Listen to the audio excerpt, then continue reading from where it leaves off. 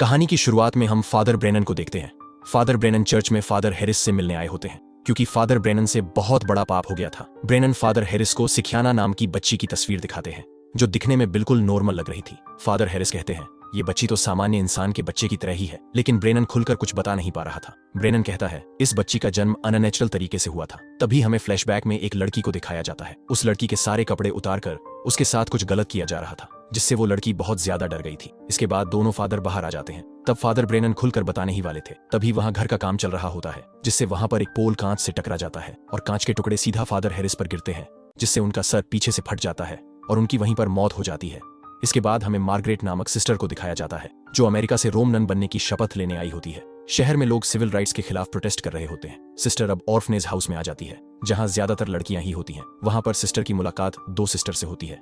इसके बाद सिस्टर को एक बंद कमरे में एक लड़की मिलती है जिसका नाम कार्लिता होता है। सिस्टर को वो लड़की कुछ ठीक नहीं लग रही थी और वो लड़की सिस्टर के सामने अजीब बर्ताव कर रही थी। कार्लिता कमरे में बैठे बैठे डरावनी तस्वीरें बनाती रहती है, जिसमें से एक तस्वीर सिस्टर देखती है जिसमें एक लड़की को बांध रखा है और उसके चारों ओर सिस्टर्स खड़ी हुई हैं। थोड़ी देर बाद अचानक कार्लिता सिस्टर को लीक करने लगती है, जिससे सिस्टर को पता चल जाता है कि कार्लिता की दिमागी हालत ठीक नहीं है। इसके बाद सिस्टर अपने कमरे में आती है जहां उसके साथ एक और सिस्टर रह रही होती है।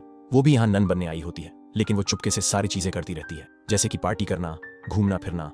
अब ऑर्फनेज हाउस में सिस्टर को काफी दिन हो जाते हैं। सिस्टर को ये जगह कुछ अजीब लगने लगती है, कुछ भूतिया एक्टिविटीज नोटिस करती है और कुछ ना कुछ अजीबोगरीब महसूस करती रहती है। सिस्टर की वहां के बच्चों से अच्छी बनने लगती है, लेकिन सिस्टर नोटिस करती है कि कार्लिता सभी बच्चों से अलग ही रहती है, किसी के साथ खेलती भी नहीं। सिस्टर को बाद में बताया जाता है कि उसकी दिमागी हालत की वजह से उसे सबसे अलग रखते हैं। इसके बाद रात को सिस्टर अपने रूम पर आती है। सिस्टर देखती है उसकी रूममेट तैयार होकर किसी पार्टी में जा रही है। उसकी रूममेट उसे भी पार्टी में आने को कहती है, लेकिन सिस्टर मना कर देती है। बहुत मनाने के बाद सिस्टर मान जाती है। सिस्टर पार्टी में जाकर ड्रिंक कर लेती है, जिससे उसे नशा होने लगता है। सिस्टर नशे में एक लड़के के पास चली जाती है और कार्लिता ने जैसे उसे लीक किया था वैसे ही सिस्टर भी उस लड़के को भी लीक करने लगती है। इसके बाद सुबह उसकी आंख बिस्तर में खुलती है। सिस्टर को लगता है उसने कुछ गलत कर लिया है। तभी उसकी रूममेट आती है और कहती है टेंशन मत लो, तुमने कुछ नहीं किया है। सिस्टर को अंदर से बुरा फील हो रहा था, जिससे सिस्टर चर्च में माफी मांगने जाती है। तब चर्च के बाहर सिस्टर की मुलाकात फादर ब्रेनन से होती है, जिसे हमने स्टार्टिंग में देखा था। फादर उसे समझा रहे होते हैं कि ऑर्फनेज में सबसे बचकर रहो, यहाँ के लोग ठीक नहीं हैं, और खास करके उस कार्लिता नामक बच्ची से। फादर सिस्टर से पूछते हैं तुम्हें सिखियाना नाम की कोई लड़की दिखी है, जिससे सिस्टर मना कर देती है। तब सिस्टर को याद आता है कि कार्लिता की ड्राइंग के नीचे सिखियाना लिखा हुआ था। फादर सिस्टर को अपने घर का पता देते हैं और कहते हैं तुम मेरी बात जरूर मानना और कोई मुश्किल या तकलीफ आ जाए तो मेरे घर आ जाना। इसके बाद सिस्टर कार्लिता के पास जाती है। सिस्टर को उस पर दया आने लगती है क्योंकि कोई भी उसके साथ नहीं खेलता और रहता। सिस्टर कार्लिता के साथ ज्यादा टाइम बिताने लगती है और दोनों की धीरे धीरे अच्छी बनने लगती है। कार्लिता सिस्टर को बताती है कि उसे डरावने और बुरे बुरे सपने आते हैं और भूतिया विजुअल्स आते हैं, जिससे सिस्टर कहती है इसमें क्या है, मुझे भी बचपन में आते थे, ये तो नॉर्मल है। उतने में ऑर्फनेज हाउस से किसी के जोर जोर से चिल्लाने की आवाजें आती है। सिस्टर वहां जाके देखती है। सिस्टर देखती है कि एक औरत बच्चे को जन्म दे रही होती है, लेकिन थोड़ी देर बाद उस लड़की के पेट से डेविल जैसा हाथ निकलता है, जिसे देखकर सिस्टर वहीं पर बेहोश हो जाती है। इसके बाद सिस्टर कार्डिनल ल्यूरेंस से मिलती है जो कि एक फादर होते हैं। फादर सिस्टर से कहते हैं तुमने ये पहली बार देखा है, इसलिए तुम बेहोश हुई थी, इसमें कोई टेंशन की बात नहीं है।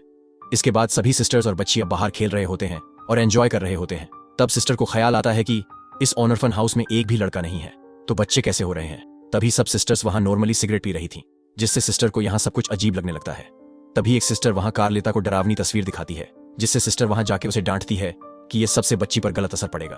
उतने में वो सिस्टर मार्गरेट को सबके सामने ले जाती है और सबके सामने किस कर लेती है, जिससे सिस्टर घबरा जाती है। इसके बाद वो सिस्टर ऑर्फनेज के ऊपर चली जाती है और खुद के ऊपर पेट्रोल डाल के जला डालती है और आत्महत्या कर लेती है, जिससे पूरे ऑर्फन हाउस में भाग दौड़ मच गई। सिस्टर और कार्लिता भी बहुत ज्यादा डर गए थे। इसके बाद सिस्टर ऑर्फनेज की हिस्ट्री जानने के लिए फादर ब्रेनन के पास जाती है। फादर बताते हैं कि मैंने तुम्हें इसलिए कार्लिता से दूर रहने को कहा है क्योंकि वे लोग जीसस में नहीं मानते और उनके मजहब को खत्म करना चाहते हैं। इसके बाद फादर सिस्टर को वही तस्वीर दिखाते हैं जो हमने स्टार्टिंग में देखी थी। फादर कहते हैं इस बच्चे की मदद से ऑर्फनेज के लोग कुछ बहुत बुरा करने वाले हैं, जिससे फादर वो तस्वीर सिस्टर को दे देते हैं और सिस्टर को उस बच्ची के बारे में पता लगाने को कहते हैं। सिस्टर को फादर ब्रेनन की बात पर विश्वास नहीं था, इसलिए सिस्टर वहां से चली जाती है। अब सिस्टर कार्लिता के बारे में पता लगाने की कोशिश करती है। ऑर्फन हाउस से बच्चों की एक ट्रिप जा रही थी, जिसमें सिस्टर के साथ फादर गैब्रियल होते हैं। सिस्टर उनसे कार्लिता के बारे में सब सच पूछती है, लेकिन फादर कुछ भी नहीं बता पाते क्योंकि उनके आगे बैठी सिस्टर उन्हें लगातार घूरे जा रही थी। इसके बाद सब उनकी डेस्टिनी पे आ जाते हैं। तब सिस्टर वहां कार्लिता से उसके बचपन के बारे में पूछती है, जिससे कार्लिता बहुत डर जाती है और वहां से भाग जाती है। सिस्टर कार्लिता का पीछा करती है। तब सिस्टर देखती है कि कार्लिता के आगे वही सिस्टर की मरी बॉडी पड़ी है जिसने उस दिन आग लगाकर आत्महत्या की थी, जिससे डरकर सिस्टर और सब लोग भागने लगते हैं। शहर में सिविल राइट्स प्रोटेस्ट की वजह से भाग दौड़ लगी हुई थी, जिससे सिस्टर लोगों के बीच फंस जाती है। तब उसे भूतिया एक्टिविट्स महसूस होने लगती है, जैसे कि कोई उसे जकड़ रहा हो। ये सब किसी को नहीं दिखता, बस उसके आगे खड़ी एक सिस्टर को दिखता है। अब ऑर्फनेज में आकर सिस्टर उसे धमकाने लगती है कि तुम्हें यहां नहीं रहना चाहिए, तुम नन बनने के लायक नहीं हो, जिससे सिस्टर गुस्से में भला बुरा बोलकर वहां से निकल जाती है। इसके बाद रास्ते में सिस्टर को वही लड़का दिखता है जिसे सिस्टर ने लीक किया था। सिस्टर उसके पास जाती है, लेकिन वो लड़का सिस्टर को देखकर भागने लगता है। थोड़ी देर बाद वो लड़का रास्ते में रुक जाता है और कुछ बोलने ही वाला होता है। उतने में एक कार उसे उड़ा देती है। सिस्टर के हाथ सिर्फ उसकी आधी कटी हुई बॉडी लगती है। इसके बाद सिस्टर ऑर्फनेज आ जाती है, क्योंकि उसकी रूममेट आज नन बनने वाली थी। तब सिस्टर ऑर्फनेज की ऑफिस में जाती है। वहां उसे सिखियाना नाम की लड़की की फाइल मिलती है, लेकिन वहां एक नहीं 14 फाइल पड़ी थी। सिस्टर सब फाइल देखती है, लेकिन सब सिखियाना मर चुकी है, बस 14 नंबर की सिखियाना जिंदा है। सिस्टर फाइल पढ़ती है। फाइल में लिखा था, इस बच्ची का जन्म 6 जून 1959 में हुआ था और इस बच्ची के शरीर पर एक 666 का निशान है, जो कि एक डेविल की बेटी का होता है। सिस्टर सब कैलकुलेट करती है और बाद में सिस्टर को पता चलता है कि ये सिखियाना और कोई नहीं कार्लिता ही है।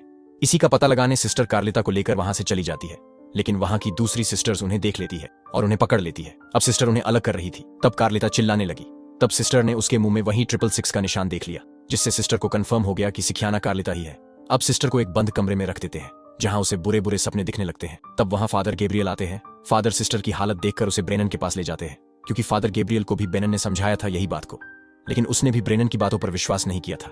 इसके बाद सिस्टर कहती है कि अपने कहा था एंटी क्राइस्ट की तो बॉडी पे 666 का निशान होता है, लेकिन कार्लिता के तो मुंह के अंदर है, जिससे ब्रेनन उन सारी फाइलों को देखता है, जिसमें से 5 नंबर की फाइल में से फोटो गायब थी। फादर उस स्टार्टिंग फोटो को वहां लगाते हैं और देखते हैं ये फोटो 5 नंबर की ही है, और उसकी उम्र देखते हैं। उसकी उम्र सिस्टर मार्गरेट से मैच हो रही थी। फादर सिस्टर के सर को देखता है। फादर देखते हैं कि वही 666 वाला निशान सिस्टर के सर पर है, यानी कि एंटी क्राइस्ट कार्लिता नहीं, खुद मार्गरेट ही है। ये सुनकर सिस्टर को बिल्कुल भी यकीन नहीं होता है। उसे बुरे विजुअल्स आते हैं। उसे पार्टी वाला दिन याद आता है। तब उसे पता चलता है कि वो लड़का ऑर्फनेज की सिस्टर के साथ मिला हुआ था, और उसे स्टार्टिंग में चिल्लाने वाली औरत दिखती है, जो कि उसकी मां ही होती है। सिस्टर अचानक से प्रेग्नेंट होने लगती है, जिससे सिस्टर कहती है वो इस बच्चे को जन्म नहीं देना चाहती, जिससे फादर उसे हॉस्पिटल ले जा रहे थे। लेकिन तभी रास्ते में ऑर्फनेज के लोग आते हैं और कार का एक्सीडेंट कर देते हैं, और सिस्टर को फिर से ऑर्फनेज लेकर आते हैं और सिस्टर को बांध देते हैं। अब ऑर्फनेज वालों को एक लड़के की जरूरत थी, जिससे वो जीसस क्रिस्ट को खत्म कर सके और डेविल को नया गॉड माने। लेकिन मार्गरेट 2 बच्चों को जन्म देती है, जिसमें से एक लड़का और एक लड़की होती है। ऑर्फनेज वाले लड़का होने पर बहुत ज्यादा खुश हो गए थे, क्योंकि आज तक किसी ने लड़के को जन्म नहीं दिया था, ताकि उनका मकसद पूरा हो सके। लेकिन अब सिस्टर नहीं चाहती थी कि उसका बेटा डेविल या एंटी क्राइस्ट बने, इसलिए सिस्टर पहले उस फादर को मार डालती है। इसके बाद अपने लड़के को मारने की कोशिश करती है, लेकिन एक सिस्टर उस लड़के को लेकर भाग जाती है और उसकी रूममेट पूरे ऑर्फनेज को आग लगाकर चली जाती है, ताकि सिस्टर और उसकी बेटी दोनों मर जाए। तभी वहां कार्लिता आती है और दोनों को बचाकर बाहर निकल आती है, क्योंकि कार्लिता की सिस्टर से पहले से अच्छी बनती थी। इसके बाद ऑर्फनेज वाले उस लड़के को पढ़ाकर बड़ा इंसान बनाते हैं और एंटी क्राइस्ट बनाने वाले थे। अब हमें आखिरी सीन में मार्गरेट और कार्लिता को दिखाया जाता है। सिस्टर अपनी बेटी के साथ और कार्लिता के साथ खुशी से रह रही होती है। तभी वहां ब्रेनन आते हैं, जिससे सिस्टर उन पर गन तान देती है। तब फादर बताते हैं कि तुम्हारा लड़का अभी भी जिंदा है, और उन्हें यह भी पता है कि तुम लोग भी जिंदा हो। इसी के साथ फिल्म यहीं पर समाप्त होती है।